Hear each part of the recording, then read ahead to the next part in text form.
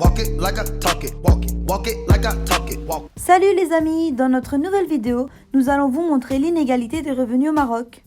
Il faut savoir que le salaire mensuel net moyen dans la fonction publique est de 7200 dirhams, tandis que dans le privé, il n'est que de 4500 dirhams. En 1998, la branche des services financiers octroyait le salaire moyen le plus élevé. Dès le début des années 2000, le salaire moyen de l'administration a pris le dessus. L'agriculture, dont les niveaux de salaire ont stagné de 1998 à 2014, a gardé sa position en bas de l'échelle, suivie du BTP, des services de transport en commun et de l'industrie. Les régions Casablanca, Settat, Rabat, Salé et Kenitra ont à elles seules créé 49,2% du PIB, tandis que les régions de l'Oriental, 4,8%, de Dra Tafilalet, 2,6%, et les trois régions du Sud, 3,9%, n'ont contribué qu'à hauteur de 11,3% à la création du PIB en valeur. Un chiffre à peine supérieur à celui de la région de Tanger, Tétouan, Al-Hoceïma, 10,1%. Et chaque année, l'État crée 17 000 emplois et prévoit en même temps 25 000 départs en retraite. En termes d'inégalité, il faut savoir que selon le rapport de l'Organisation économique, le Royaume arrive à la 136e position sur 144 pays étudiés. Une piètre performance qui n'a pas vraiment évolué depuis les années 2006, où le Maroc occupait la 107e place du classement sur 115 pays étudiés. Au Maroc, les hommes gagnent près de 16% de plus que les femmes pour un même travail effectué, et 80% des ménages marocains ont un revenu inférieur à 6 650 dirhams par mois. Concernant la représentativité politique des femmes, le plafond de verre n'a pas encore été brisé. Celles-ci ne sont que de 20,5% à siéger au Parlement, contre 79,5% pour leurs collègues masculins.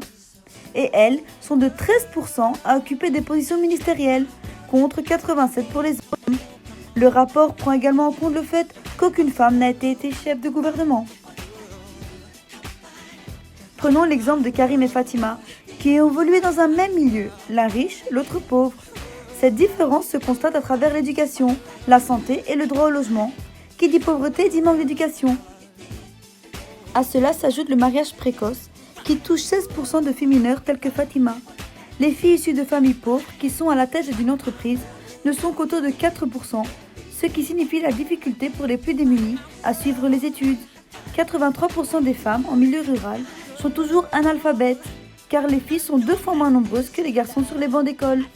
Toutes, à quelques exceptions près, sont déscolarisées à l'âge de 12 ans pour s'occuper du ménage.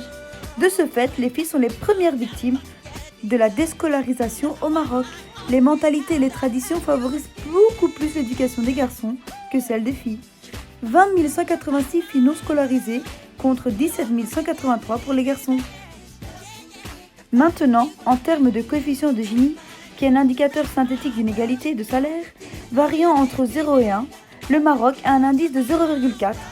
Précision que l'inégalité est d'autant plus forte que l'indice de Gini est élevé. Existe-t-il des solutions à cette inégalité ? Voici 2 solutions. Premièrement, l'État devrait développer une meilleure redistribution, éliminer le grand écart entre les pauvres et les riches, grâce aux allocations familiales qui représentent 1/5 du salaire, et aussi avec les pensions de vieillesse, en octroyant 500 dirhams. Les experts du HCP et de la Banque mondiale vont aider plusieurs habitants pauvres du Maroc, en créant de nouveaux emplois et en réduisant les charges familiales.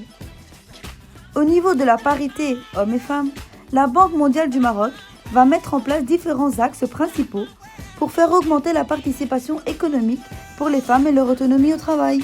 Le Maroc va leur faire supprimer les obstacles de la participation au marché du travail. Il va réduire l'écart entre les différents sexes en protégeant les différents droits des femmes au sein de la société et également de leur foyer.